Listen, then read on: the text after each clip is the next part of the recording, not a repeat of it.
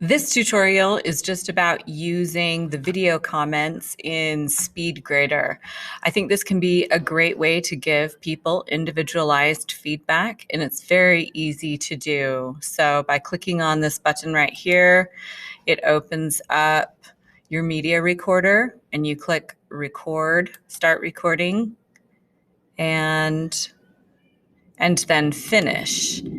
And if you click save, then it will post it to the student. I don't actually want to post it to the student.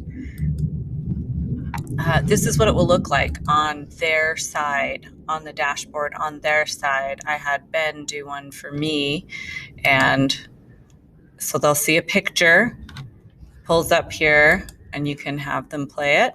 Hey, Maryann, you're a rock star. Keep it up. And so that's what it will look like on their end, is in the recent feedback. In SpeedGrader, one other thing that is pretty cool, with the students who haven't turned in an assignment yet, I made a general video that explained or that just gave some general feedback to them, and I wanted to submit that to them.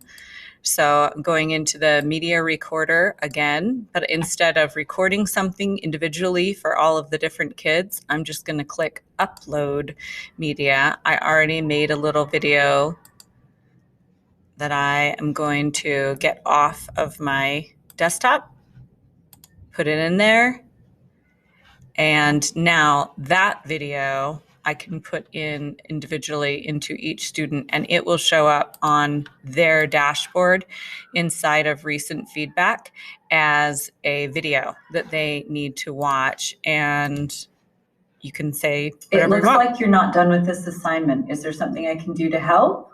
Please email me. I think that this might be a great way to communicate with the kids. They might be more likely to respond to us if we reach out to them in sort of a visual format.